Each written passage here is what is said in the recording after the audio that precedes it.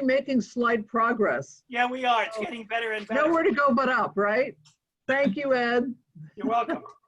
Well, we are blessed to have several visiting Rotarians from our sister club in San Francisco. And I can't see everybody, so I'm going to scroll around, but Liz came on first. And Liz, as most of you know, is past president of the Rotary Club of San Francisco Chinatown. She's also the current assistant governor of District 5150, and she's a retired RN. And to do so much with Rotary, you have to be retired, right? I saw Ron come on. Welcome, Ron. Ron was the district membership chair for 2019-2020 and a past district governor 2017-2018. So really distinguished guest. I saw Junko come on. And who am I missing? Celine Wong is entering. I don't want to leave anybody out. Sherry Choi. Sherry Choi. Welcome. Welcome. Nice to see you. Good to see you. Thank you for joining us. This is wonderful. And I know why you're here, because you all can't wait to hear about Ron's and Peter's travel adventures, and neither can we. And we will shortly, in terms of guests, we will shortly be introducing Daniel. Is it Shemtab? Is that how you say it? That is how you say it, yeah. Okay, great. And Daniel is our Merchant Minute speaker. So welcome to all of you. Thank you for joining us. We're very pleased to have you here. And we have a few announcements. The first one's really exciting. The popular Mary and Rob's Westwood Cafe has been taken over by Roos Bay. Oh, great. The owner, for the past 41 years, has decided to step away. And Roos Bay, who obviously didn't have enough to do, now owns another restaurant. And the wonderful thing, especially in this era, this pandemic era, where so many people's lives are being upended, he's maintaining the entire staff at Mary and Rob. So I thank Mark and Scott, who both contacted me yesterday to let me know about this news. I called Roos Bay to congratulate him, and believe it or not, he volunteered to pay a fine. So I said, we'll take you up on that. So Tara, we're finding Roos Bay $50 for his very exciting news. He was thrilled, and I can't imagine how he's going to keep up with all that he's doing, but God bless him. This is exciting news. And on a different note, the district is stepping forward once again to help out with disasters here in California and in New Orleans, right? So they have set up two funds for the California Wildfires Relief Fund and the Hurricane Laura Relief Fund. They encourage us to send in donations, which can be made either by check or by credit card. It's very easy to do, and I will bring this up again. And next week, our district governor, Bet Hall, will join us. Bet is delightful. For those of you who haven't had a chance to get to know her yet, I have been doing monthly meetings with club presidents, but before that, she did frequent meetings with the presidents-elect to help us get ready. She's very sharp. She's very enthusiastic. I think that you'll really enjoy her. Our schedule for next week, as I mentioned before, she'll meet with the board first at 11:30 for an hour. So we won't be able to socialize next week. And then we'll have the full club meeting at 12:30. I encourage everybody to come. Both, I think it would be a great sign of respect to have a good turnout for her. I also think it will be enjoyable and interesting.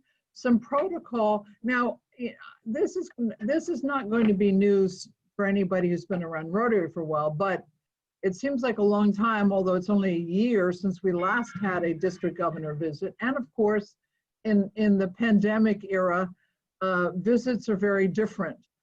So the protocol that I received said that we are to address her as governor until she tells us to go back to calling her by her first name. And she's very informal, so I think it's going to be very comfortable. I don't want anybody to feel put off. Also, the meeting does not end until she's finished.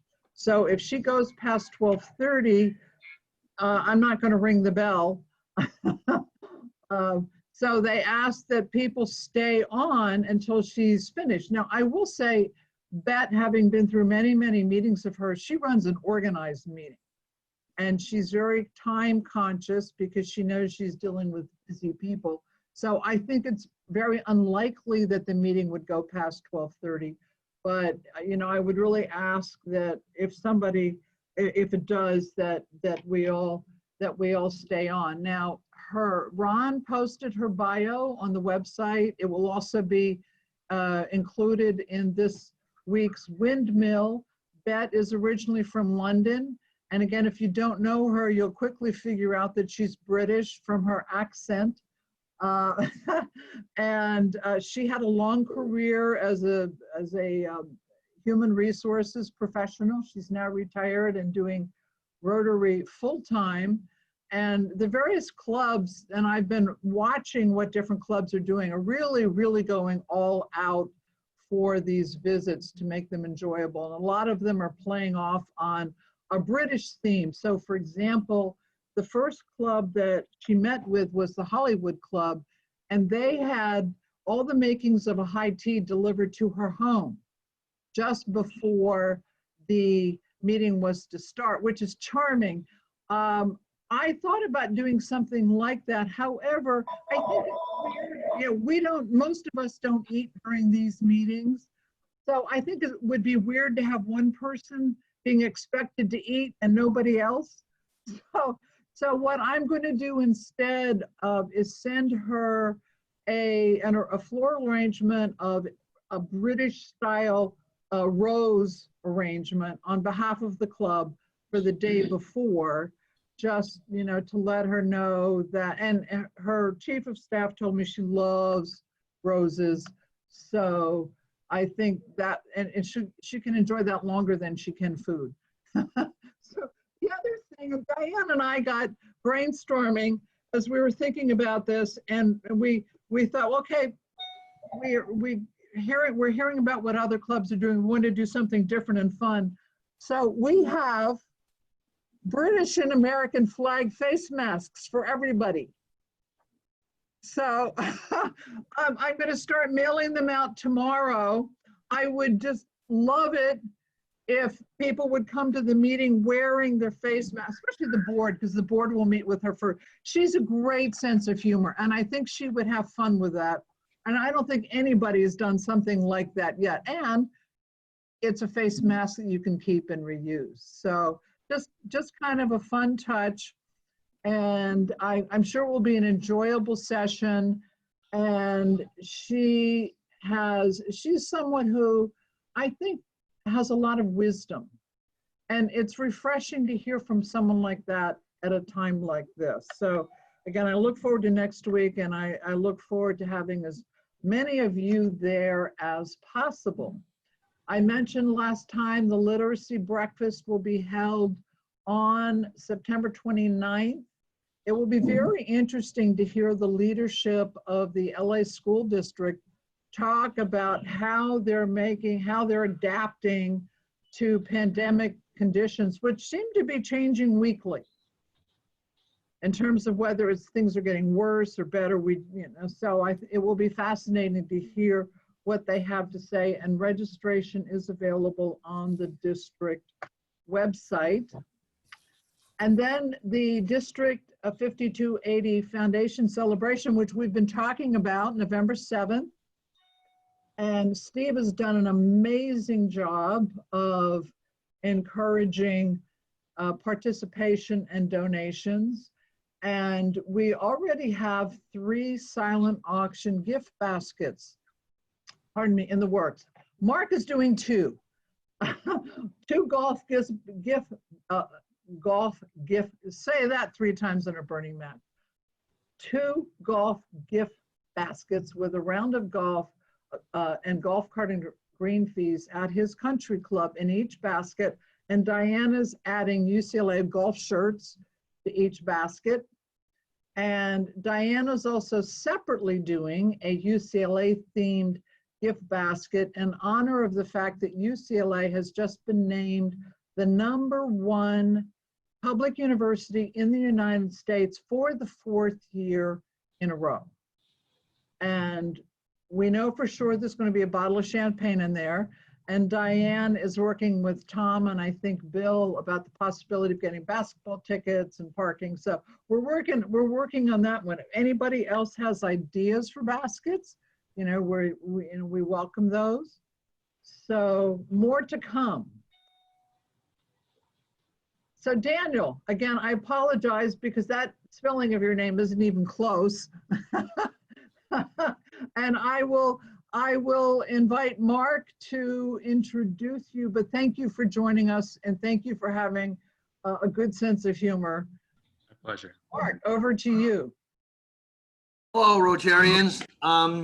In the continuation of our series on merchant minutes, I'm going to introduce to you Daniel Shemtop, who is the owner and chef of TLT in Westwood Village, right on Westwood Boulevard. The reason I know Daniel, I've never met him before, is that it was previously owned by my cousin Murray. And I contacted Murray about merchant minutes, and Murray says, no, the chef bought the restaurant, and he's a great guy, and he'll be a great addition to your merchant minute program. I said, oh, sounds good to me. So Daniel, without further ado, talk to us about TLT. Yeah, absolutely. Thanks for having me on. And I grew up around Rotary, so it's nice to see it in action in Zoom. It's a little different, but very, very good. Song was fun. So yeah, my name is Daniel Shemtop. I grew up in Orange County, and I started a food truck in 2010. We were blessed and lucky enough to win the Great Food Truck Race, which is a Food Network competition show. And shortly after, Mark's cousin, Murray, asked me to open TLT Food in Westwood. And so we opened that in 2012.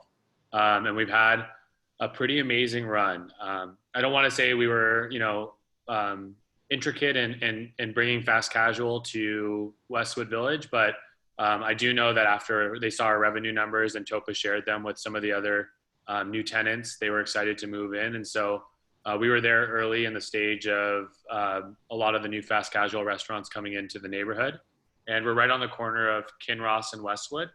And so, yeah, that's kind of how we got established. And I think we took this past year, as Mark mentioned, I bought out my business partner, and it's the same team that we originally started the Lime Truck. And we decided to do something a little different than what we've done for the past 10 years. And we wanted to go towards sustainability and ethically sourced ingredients in food. And so our big focus this year was, how do we become a better brand? How do we become more impactful to our community? How do we look at our legacy? Because we've already been around for 10 years, which in the restaurant world is a very, very long time. And so how do we get to make the next 10 years much better? And so all of our proteins now have no hormones. I know the farmers, no antibiotics. They're local produce when we can. And so even though our price point is, about $10 to $15 per person, you're actually supporting farmers, you're supporting local, and you're using high quality ingredients. And we do a lot of business with UCLA Catering. And so right now it's a little tough in the village. I'm sure you guys are pretty aware of it without the businesses being there and without school. But we've had a lovely run there and a really great relationship with Topa, Steve, the neighborhood, and we hope to have a long future ahead of us there. That's great. Yeah. Any questions for Daniel? Phil. Well, Daniel, why don't you tell us about the menu, a little bit about the menu, what kind of items are on there? Absolutely. So it's a California Mexican menu. So it's inspired from the food truck that I still have. I think our most notable items could be our sweet and spicy steak that we use in different tacos, our quesadilla salad bowl, our ponzu marinated shiitake mushrooms are incredible. And then about 40% of our menu is vegan. So we have a lot of impossible meat, potato, tofu. And so really just kind of matching that into tacos, burritos, quesadillas, and bowls and salads. Well, we have two chefs here. If you'll look on the screen, you'll see that Michael Newman always broadcasts from his kitchen. So, but you being a professional chef, can you tell our members how, if they want to stay ensconced, they want delivery, how they can order on delivery and what your website is? Yeah, absolutely. So if you ever need anything, I'm happy to connect with you guys. In addition to this restaurant, I own 3 other restaurants, a couple catering companies, the food trucks, as well as a footwear brand. So I'm very entrepreneurial. We have over 150 employees. I'm doing revenue of 10 million plus. And so I really like to be an entrepreneur for the community. I think that's how we're successful. So that's me personally. And then as far as the restaurant, you can find our website at TLT Food, which stands for the Lime Truck. So tltfood.com. We're on Postmates, Uber Eats, Grubhub. You can order delivery directly from our restaurant. Open 7 days a week. Hopefully that's Right. Phil, you had a question. I just want to give a testimonial. I go there at least once a month. The food is delicious. And when I bring people that are out of town, when they come back, they always want, let's go back to that food truck place, because the menu changes. Great. It doesn't just keep the same thing every week. He adds new stuff, takes stuff off, puts stuff on, and it's really enjoyable. And the price point is really reasonable because you can usually get 2 meals out of one of them. Yeah. Thanks, Phil. I appreciate it. It's a very reasonable. Thanks. That's great. Thank you, Daniel. It was great having you with us. And now I'm hungry and I want to try one of your restaurants. Absolutely. So, thank you so much for having me. Absolutely. Thanks, Mark. Bye-bye. And now we have, for today's program, we have 2 of our beloved and adventurous members who are going to share some of their memorable travel experiences with us. So did you guys decide who was going to go first? Shall I nominate one of you? Ron, okay. Ron, the multiple sharing function doesn't seem to be working. So as before, I will make you a host. And then when you're done, you can either make Peter the host or you can turn it back to me and I will make him the host. I'm just looking for you on my screen. Oh, here you are. Okay. See if that works. Okay, I will stop sharing. And you are now the host. Okay, now if I can figure out how to work this. We got meeting controls. Interesting. Well, I lost my screen here. Do you see my desktop? Yeah, No. the motorcycle in the left corner. Balloon and Beautiful. it's like the Grand Okay, Canyon. okay. Well, I can't see you, but you can see the desktop. That's all I need. I actually can't for some reason. You can't see my desktop? Interesting. I see your I presentation, can see but it. not your desktop, Ron. You're okay. I see Okay. your PowerPoint. Okay, well, that's fine. Well, if everyone else can see it, go ahead. I'm ready to go. Okay. So when Tom asked me to do this, I started to wonder how in the world do you choose your best trip? He asked me to do your favorite trip of all time. And I started to think, why do I travel? What is it that makes a trip good? And so I started to think about my love for travel and when it started, and that started back when I was under 10 years of age. My grandparents had taken me to a whole bunch of national parks, the Sequoia, Yosemite, Lassen Volcanic, Crater Lake, Yellowstone, Grand Tetons. I loved it. And I guess that was the beginning of my wanderlust. And since then, there's a number of things that have contributed to my love of travel. One is history. I've always loved history. Real life experiences seem to have more interest to me than fiction. So travel and history go hand in hand. It could be ancient history, which is only known through books, or it could be recent history that you can actually talk to people about. Very interesting to me. Natural beauty, of course, is something that anyone would enjoy. Gazing over the Pacific Ocean or at the South American Andes or the fjords of Norway, it's hard to beat the beauty of nature. And I've never met a person who's been on an African safari who didn't love it. So if you haven't been on an African safari, do it.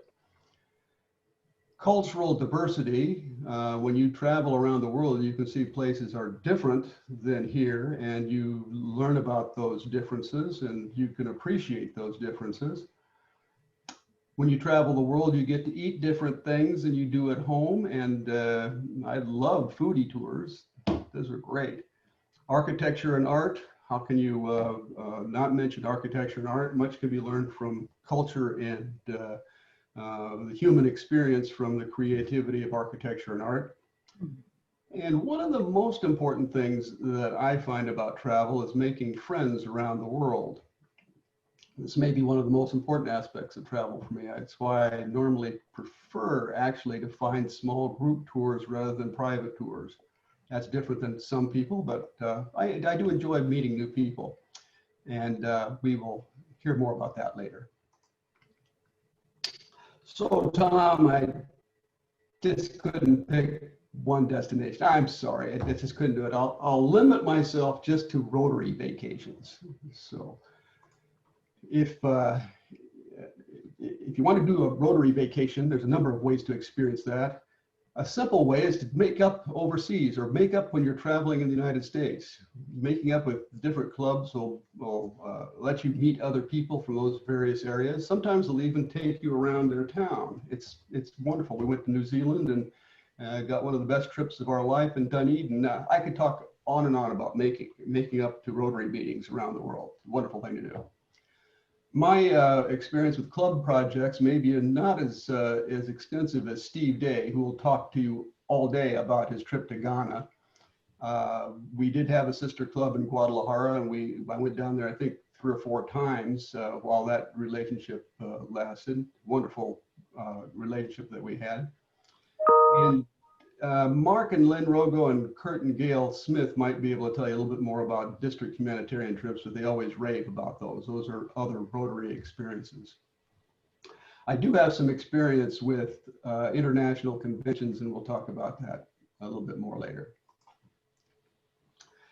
Here's one that many people don't know about, and I'm sure Peter will mention this also. It's Rotary International Fellowships. If you enjoy making new friends, this is a great way to do it.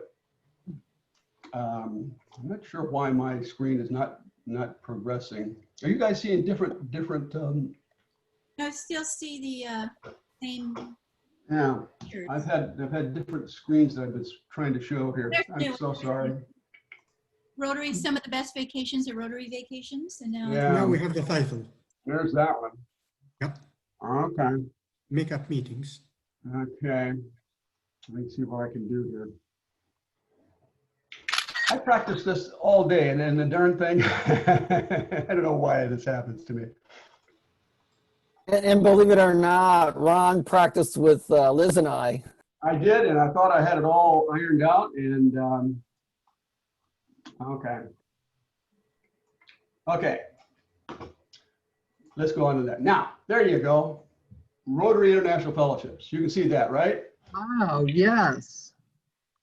So if you haven't heard of the Rotary International Fellowships, here are just a sampling of some of the avocations that Rotarians from around the world join together and enjoy. And I've highlighted a few of them that some people in our club I know have belonged to in the past. Take a look, see if there's anything there that you might enjoy doing. Ron, what is Magna Graecia? I'm not really sure. I'm not really sure. Of all those, they're all self-explanatory, except maybe not that one. I'm not sure what Magna Graecia is. If anybody else here knows what it might be, let me know. I'm just curious. It's not important. Okay. Let's start Might be a off good with, drink. excuse me? I was just joking, say it might be a very good drink. It could have been possibly. So let's start off with a Rotary International convention that also happens to be an international fellowship ride. At the end of my term as club president, I celebrated with a motorcycle ride to Calgary to attend the Rotary International Convention there. Here we are, the wild bunch of motorcycling Rotarians on the road again. Oh, that's great. At most of the international conventions, the motorcycling Rotarians would have a fellowship booth, and in Calgary, this is where we were. It's really fun to man the booth. Believe it or not, it's not a chore. It's people are coming around and talking to you about your favorite things like Rotary, and for me, motorcycling, and we had a great time. This is one of the very few photos you'll ever see of Gwen on my motorcycle. She never touched the motorcycle. Cute. Here she is on my Harley. This is my son Marty helping me pack my saddlebags there in Calgary. He was 15 years old at that time. 4 years before then, he was on the first ride ever for the International Fellowship of Motorcycle Rotarians, which went to Death Valley. And not to be outdone by her brother, here's my daughter Cindy sitting on the back of the same motorcycle. That's great. And Great here we picture. are. Yeah, here we are leaving Calgary and on to our next adventure. Tombstone, Arizona didn't have a convention, but there were some historical Wild West scenes there, and I attended that also with a wild bunch of motorcycling Rotarians. One of the most interesting sights in Tombstone is its graveyard. On March 28th, 1884, 5 men on this tombstone, are all hanged for their part in a robbery murder that took place in nearby Bisbee. The purported leader of the gang, John Heath, is not on that because he was lynched by Tombstone residents 1 month earlier. On the left is a tombstone of George Johnson. You never heard of him, but he bought a stolen horse in good faith, but the court didn't buy his story and sentenced him to hang. Eventually, they realized their mistake, but by that time, it was too late for old George Johnson. In the photo on the right, under the OK Corral sign, is the group of motorcycling Rotarians that went to Tombstone. Standing in front and to the left of me, if you see him, is Westwood Village Rotarian Ken Lever, who also came on many of our rides. The gunfight at OK Corral was a 30-second shootout between lawmen and members of a loosely organized group of outlaws called the Cowboys. It took place about 3:00 p.m. on Wednesday, October 26, 1881, and it's generally regarded as the most famous shootout in the history of the American West. The longest poker game in history was played in the basement of the Birdcage Theater. Those who wished to play had to pay $1,000 up front. Among the notable people who played in this particular game were George Hurst, Diamond Jim Brady, Adolphus Bush, Doc Holliday, Bat Masterson, and Wyatt Earp. You've heard of all those people. Oh my goodness. The poker game was played continuously, 24 hours a day, 7 days a week. It continued from 1881 to 1889 for a total of 8 years of poker. It's estimated that approximately $10 million was exchanged in the game during the 8 years that it lasted. And Birdcage kept 10% of those earnings. Next, we're off to another Rotary International Convention. In 2005, it was the 100th birthday of Rotary. And it's the year that Don Nelson took the helm as president of our club. And we were off up Route 66. Route 66 has a terminus here in Santa Monica, where I live, and here are a couple of my friends that were going on the ride, Elizabeth and Otto. As you see, it's called here the Will Rogers Highway. Where we were standing is at Santa Monica Boulevard and Ocean Avenue. Route 66 actually ended at Lincoln and Olympic, but hey, that's where the plaque is, so that's where we started, all right. And here we are looking up Route 66, which we were to travel on Santa Monica Boulevard, and we're off to Lake Michigan. And we're all suited up and ready to roll. We didn't get too far. We got to San Bernardino, where we stopped at the Wigwam Motel. I don't know how many people have seen the wigwams out there. And then we saw the spot where Winslow, Arizona, where the Eagles tune "Taking It Easy" came from. Ed, have you ever heard that song before? Standing on a corner in Winslow, Arizona. Next stop, Shay's gas station. Actually, there are quite a few stops before then, but the next stop on my tour here is Shay's gas station in Springfield, Illinois. Also in Springfield, Illinois is Abraham Lincoln's tomb. And up the road a little bit further is the Gemini Giant, which stands in front of the Launching Pad Drive-In Restaurant in Wilmington, Illinois. All nice destinations. Well, we've made it to Chicago, and standing there with a turquoise jacket is Westwood Village Rotarian Bill Pierce. Bill was never one to dilly-dally on motorcycle rides. He left Beverly Hills 3 days after we did, and he caught up with us in St. Louis. Here we are on the parade in Chicago.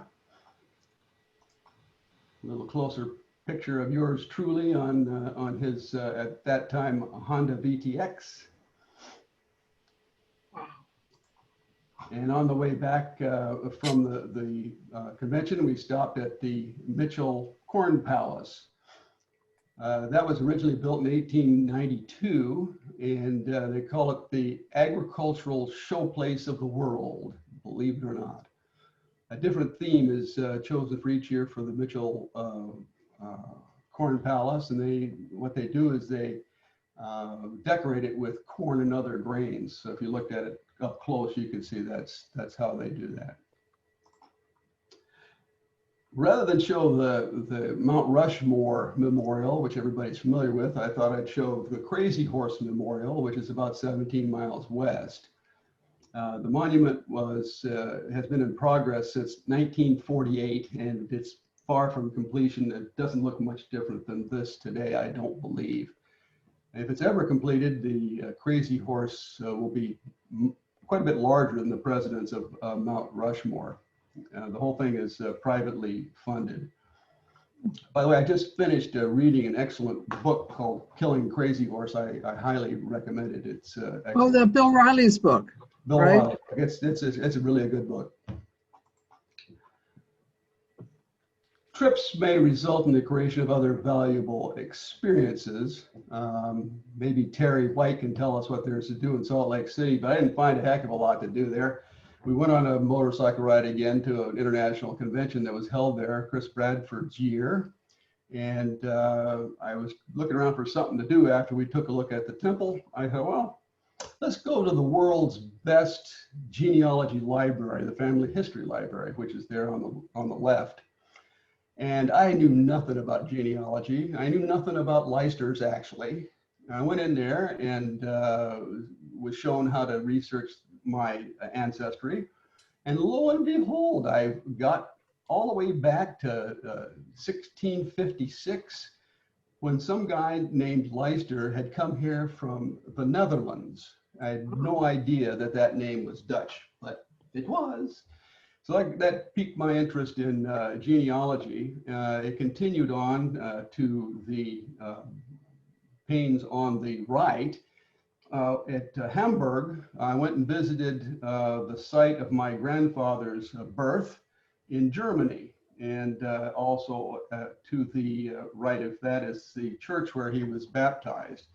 neither my mother nor my father knew anything about their family history at all. So without genealogy, I would never have found this. My mother didn't know the names of her grandparents on her father's side. Well, we're off to another international convention, and this time it was Peter Moore's year in 2003, and we went to Brisbane. Here we are with Peter and the RI president, Vichai Radikul, and Dave Whitehead, another Westwood Village Rotarian. At that convention and at many others, there was a booth for the Plus program, which was a joint venture between the YMCA and our club. And we maintained those booths all over the world. In 2005 at the Chicago convention, we sponsored a breakout session with Dr. Jeff Bronstein to talk about the Plus program and Parkinson's disease.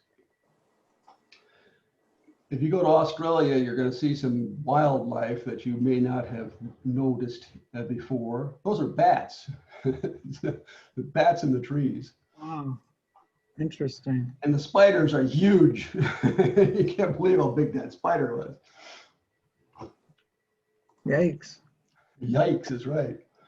Here's Surfer's Paradise, just a bit south of Brisbane on the coast. And once we went to this a condo there in Brisbane, Gwen says, "Hey, Ron, why don't we buy a condo over here?" She wanted to move to Australia. It was so beautiful over there. In 2006, the convention was in Copenhagen, and also Malmö, Sweden, but most of it was taking place in Denmark. And we enjoyed that convention because not only was it a convention, it was also a cruise, and I happen to love cruises. Here are a few Westwood Village Rotarians, most of whom you will recognize. And oh, nice. Yeah, most of those are taken on that cruise I was mentioning. Here are some motorcycling Rotarian friends, and Gwen and I having a meal in Copenhagen. So as I was saying, dining overseas is a treat. And the cruise takes off. We go from Copenhagen straight to Stockholm, Sweden. In every port on this cruise, we were lucky to have local Rotarians host us. These were either motorcycling Rotarians or flying Rotarians that Peter introduced us to. Here we are in Helsinki, Finland, in Tallinn, Estonia, and we made it to St. Petersburg. We're outside the Catherine Palace here with Don and Roz and Peter and Shirley, as you can see. And here's the Peterhof Palace with the whole crew.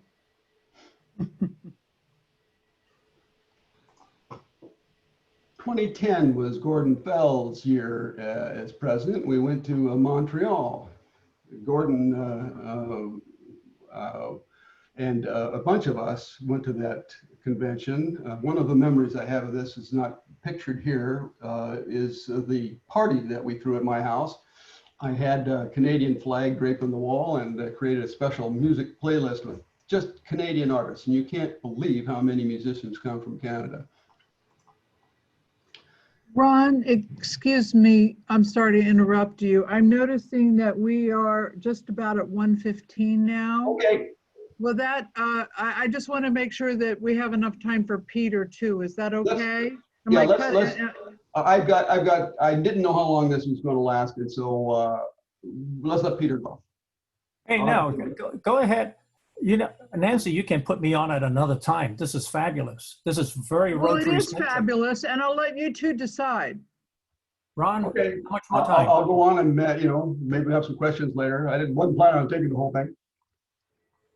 So anyway, here we are clowning around in Montreal.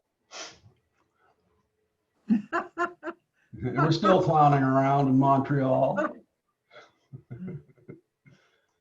And here are the professional clowns. The Cirque du Soleil is headquartered in Montreal, and we got a free show from the Cirque. Actually, I'm not going to be that much longer. We're just about there.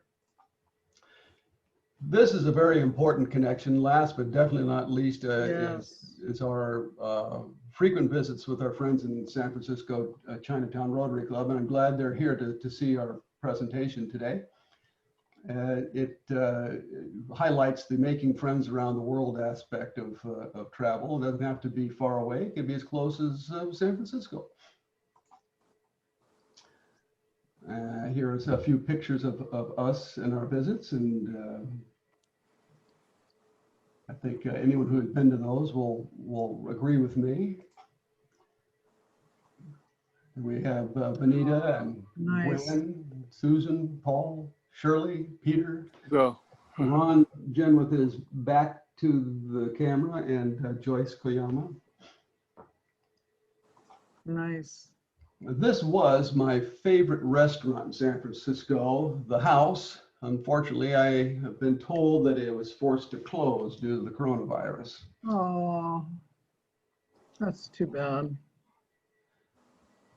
How many of us know the history of Angel Island or even been there? The San Francisco Rotarians took us there, and we learned a lot about the history that I didn't know much about. I think we really should be teaching it in our schools. Everyone knows about Ellis Island in the east. Angel Island served as the principal immigration facility on the West Coast between 1910 and 1940. It functioned as both an immigration and deportation facility, at which some 175,000 Chinese and 60,000 Japanese immigrants were detained, generally from 2 weeks to 6 months, before being allowed to enter the United States. Passengers arriving in San Francisco were screened aboard ship and separated by nationality. Europeans and first-class passengers were generally permitted immediate entrance to the city.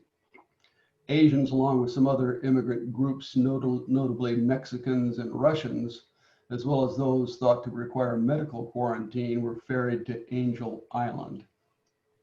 Because the Chinese Exclusion Act of 1882 limited Chinese immigration to certain skilled occupations while also allowing entrance to the children of US citizens, elaborate steps were taken by Chinese immigrants to masquerade as practitioners of qualifying vocations, or as the paper sons or paper daughters of Chinese Americans.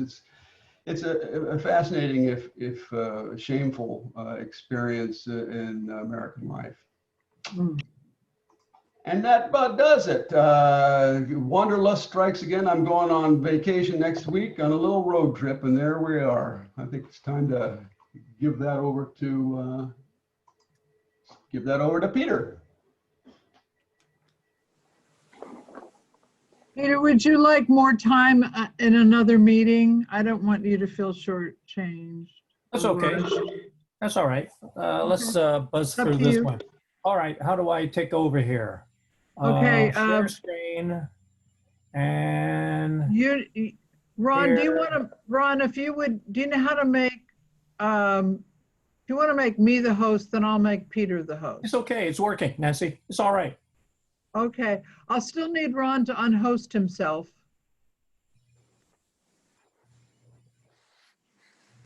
If you put your, do you see, if you put your cursor over my name, you'll see a blue More box. And if you click on that, one of the choices will be make host. Excuse me, Peter, I'm sorry.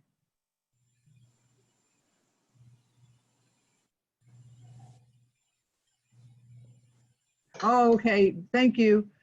And Ron, you're able to show your screen. If you are, great. I had tried to set it up that way. If not, I'll make you the host.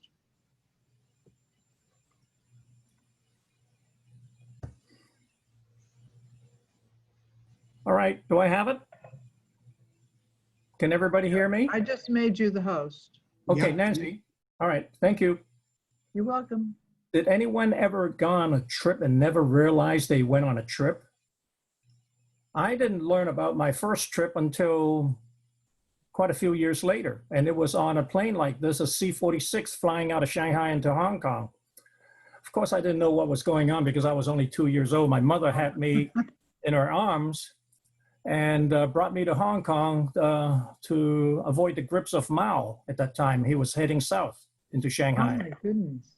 And the plane that we were on, that plane, I was told it was in a paratrooper cargo configuration, very similar to this one that is in Camarillo Airport at the Commemorative Air Force Museum. So I was told that my mother and I sat with our back against the window, along with other passengers and cargo. That's how we got to Hong Kong. And over the years, I became involved with international trade, and this is my territory.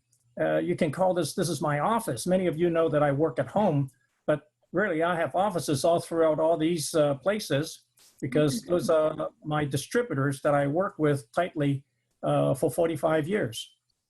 From Japan all the way down to New Zealand, and then from Pakistan. Originally, I had Afghanistan, but I gave that up when the Russians came. And I went as far as Pakistan to work on the railway sound system with in Lahore. And I started working in Tahiti. So it went from Pakistan to Tahiti, not a bad territory. But I didn't do Hawaii. But I have my hands full. Aside from flying United and Pan Am, I flew with Pan Am until they stopped serving the Asia Pacific territory. I went almost full-time with United, the American carrier, wherever they fly. They have a very good set of partners throughout the Far East. When I'm home, this is my transportation going to different places with Shirley most of the time.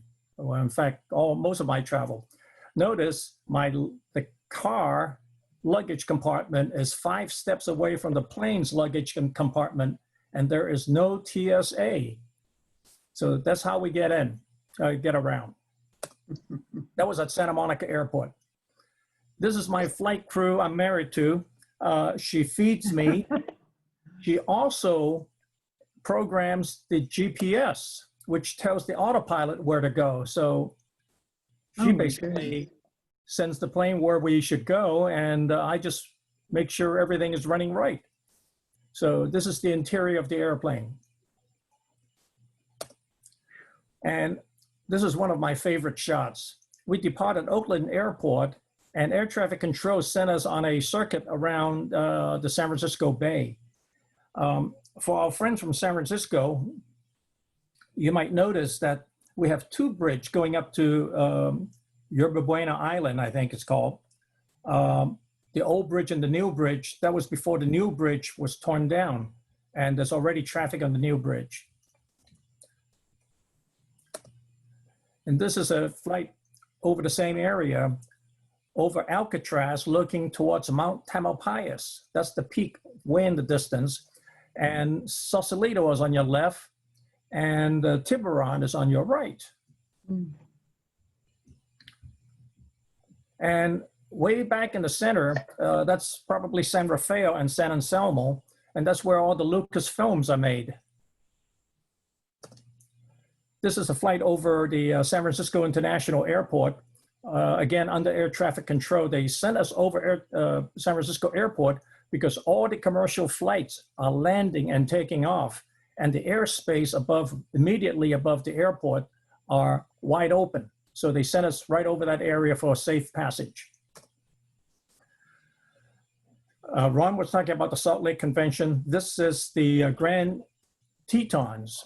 After the Salt Lake Convention, we flew with the Flying Rotarians up to the Salt Lake, up to the Grand Tetons. And Shirley is a photographer while I fly. Wow. And here is a more traditional site of the Tetons. This is Driggs Airport where we landed. We didn't land in Jackson Hole because the wind is notoriously violent over there and is not friendly to small aircraft. This is on one of our trip to Canada. Anybody recognize this place? Adele? This is Toronto. Yeah. And on the left is Toronto, the city center airport, which is now called Bishop Airport. And we land in that one, take that little ferry across the small pass here, And that's how we get into the city. This is the Turbo Aero at the Toronto airport.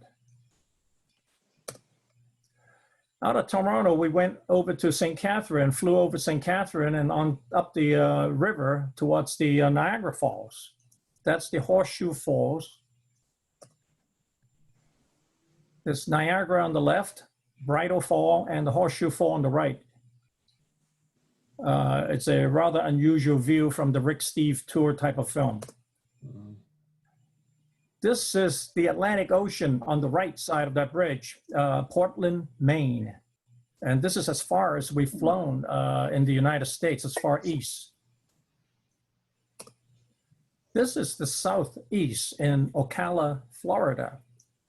This lawn belongs to one of the Rotarians. All the guys you see there are Rotarians from different parts of the world. One from Europe, one from England, one from Russia, and the rest are Americans, no Australians. We flew our plane into his runway, parked there, and this is where we had our dinner. This is his garage and his hangar. One of his two planes are parked in the hangar. And you see that tower in the left? It's not a tower, it's his bar. That's his home. And the rest of his home is on the left, where there's a swimming pool. He's a retired Pan Am pilot, Eastern Airline pilot. This is the farthest point in the United States. And I thought it was the Florida Keys, but this is actually the south end of the Hawaiian Islands, south of Hilo. This is the farthest south point. And we flew around that and headed up the east coast of Hawaii, the big island. And this is the lava runoff from Kilauea. And you can see the smoke. This color picture turned black and white. Look at that, the haze. Further up is Molokai.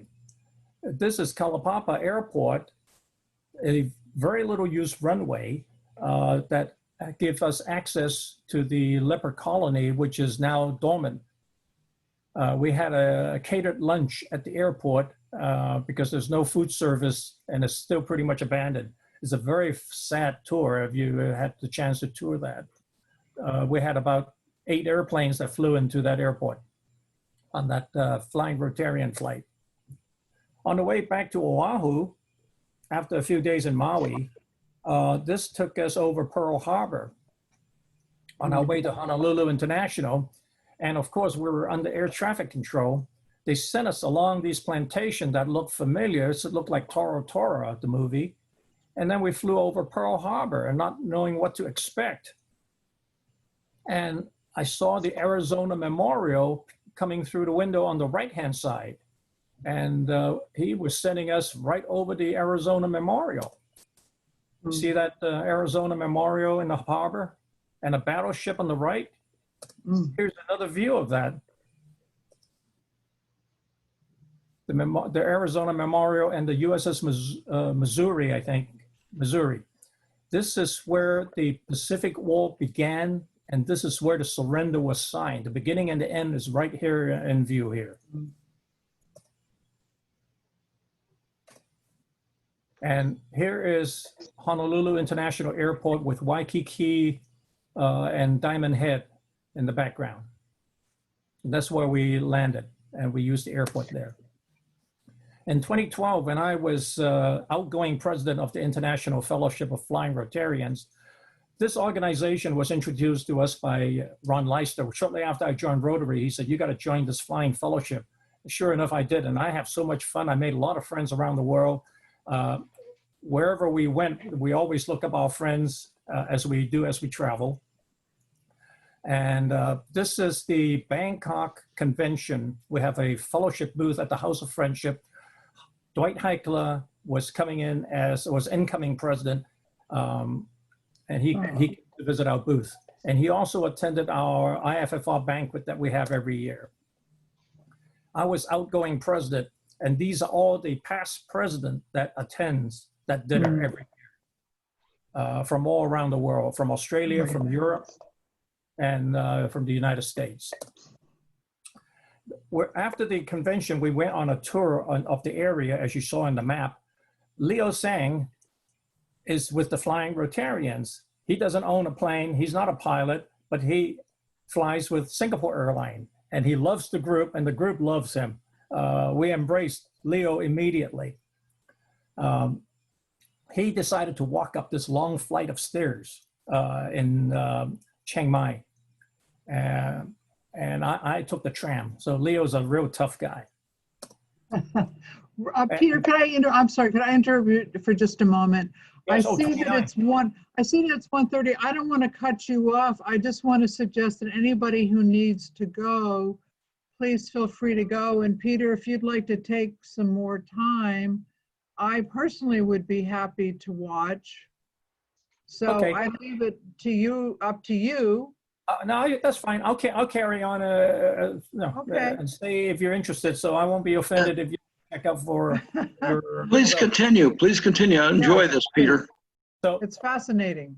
A bunch of high-flying pilots were down on Elephant wading through the river in Thailand, and we have Gordon Fell and his wife Watchery to thank because Watchery's family is from Thailand, and they helped us with a lot of this arrangement in Thailand.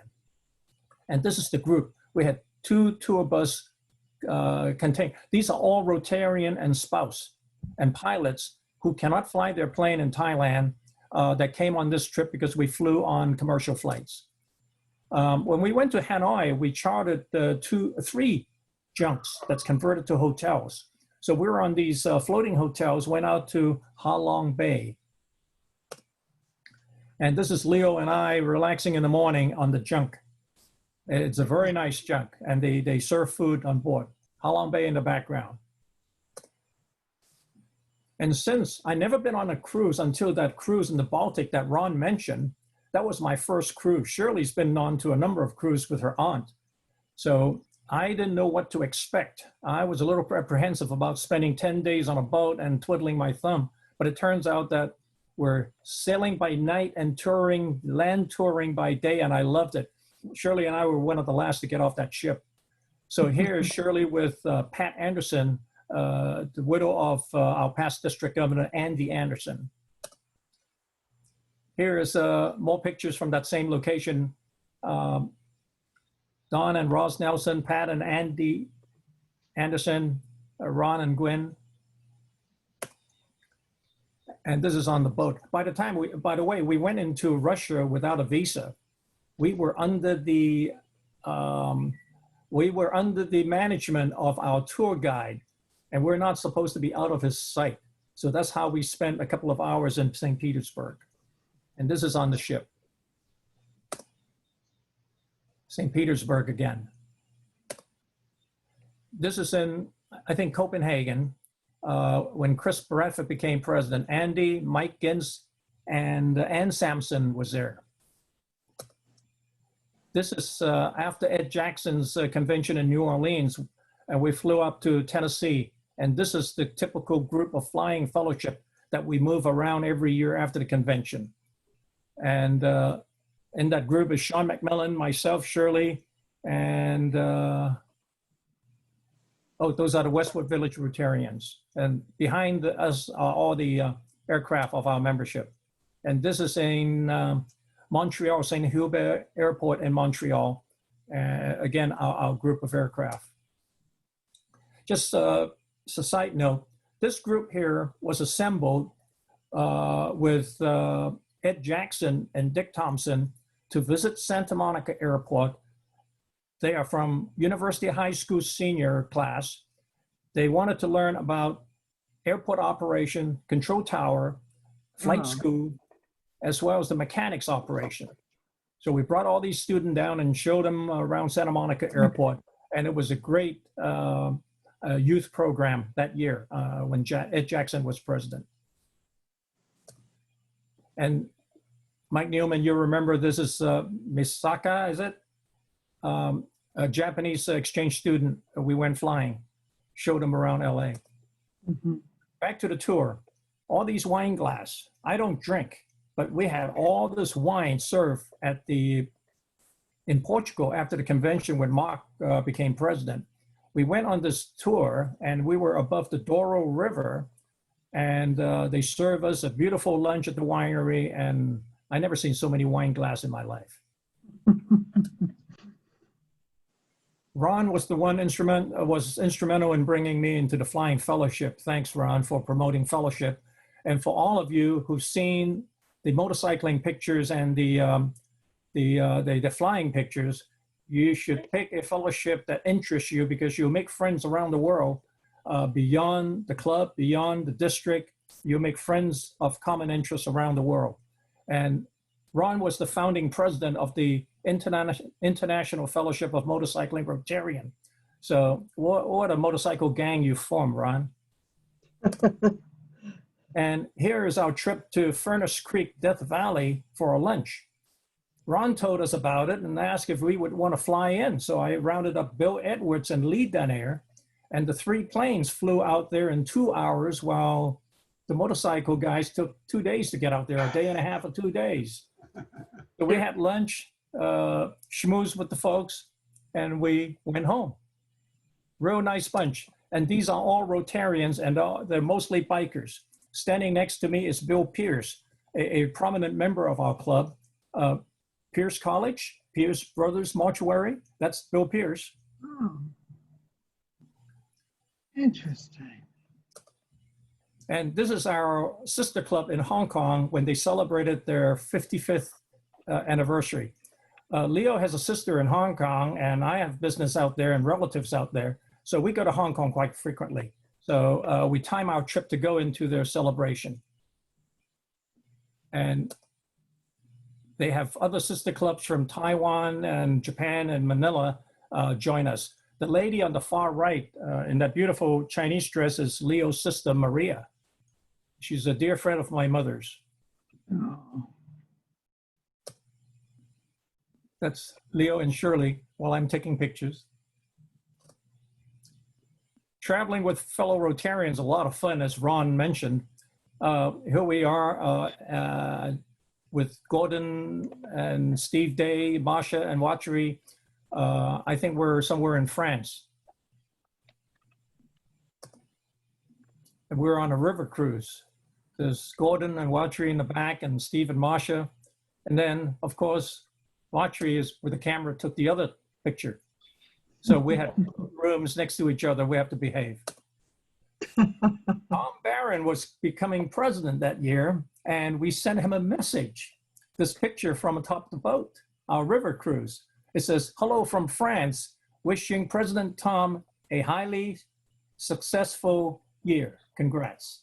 Oh. Thank you. And when we're on these trips at the convention, we set up the Parkinson's booth. And you saw some of the pictures with earlier. That's what we did every year for a number of years until we stopped going to convention. Recognize his character from San Francisco? Ron was very good to stop by the Flying Fellowship booth to look us up. And here's Ron at the Motorcycle Fellowship booth. Steve and Masha. And this was in Montreal, one of our get-together in Montreal. When we were in Germany, we stayed at the Westin Hotel. That's the Westin Hotel out there. And San Francisco Club came over to visit with us. In the center of that hotel, the hotel is on the periphery of that building. In the center is a concert hall. Oh my goodness. And the gentleman who designed the acoustics for this concert hall, Mr. Toyota, came to speak to us in 2004 at the Westwood Village. He's based in Santa Monica. He also did the Disney Hall and the Suntory Hall in Tokyo and many others. I've lost track. And we were in, where was it? Hamburg. And this is the district gathering in Hamburg. And Masha was at our IFFR, the Flying Rotarian Banquet that year. this white thing floating in the dry dock or in the dock back there is Steve Allen's boat. Steve Allen passed away before it was completed. So I don't know what happened to that ship. The next dry dock we saw along the Elbe River is this Blumenvoss. This is the location where the famous Bismarck battleship was built by this same company, and the dock is still here. And we flew some legs in the German flyaway after that, after touring the Volkswagen factory. Behind the picture in the back is Eric Chin, who is past president of our sister club in Hong Kong, and then became past district governor. Now, these are more traditional tour pictures. Shirley in Budapest, and this is in Florence. We have a lot of pictures like this. And more Florence. Oh, you know this one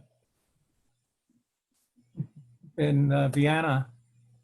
And for favorite trips, I think the cruise on the Windstar in Tahiti was our favorite. Shirley likes to be in the front because I don't obstruct her view. But then the nice thing about riding in the back is she can do all the pedaling and I can put down the pedal without her noticing. Took her a while to catch on until she turned around. And this is a fabulous tour of Bora Bora. We got a wave runner and went around the entire island with a small group. And that is it. Thank you very much. Hope you enjoyed it. Oh, that was fascinating. Thank you. Thank you both. That was absolutely delightful. Peter, if you would make me the host again. Okay. And what you'll do is you'll put the cursor over my name and you'll see the box on the blue box on the right that says more. Well, I have to turn on chat first, I think. Yeah. All right, we can see blue box more. And then click on that and you'll see make host. Make host, got it. Wonderful, thank you. All yours. Well, that was an absolutely delightful program. Thank you both. And I just want to point out that we're meeting again next Thursday. Once again, it's for the district governor's visit. In the meantime, stay safe and well. It's great to see you all and hope to see you again next week. Thank you so much. Thank you for being here. Thank you, Nancy. Stay safe and well, everyone. Take care. Thank you, Ron. Peter. Thank you. Thanks for visiting. Thanks for coming, San Francisco. Yeah. Yes, absolutely. Great presentation, both of you. Yes, I totally agree with you on that. Let's see, somebody's chatting. I just said thoroughly, yes. thoroughly enjoyed it. Oh, yes. Okay. Thank you, everyone. Have a great week.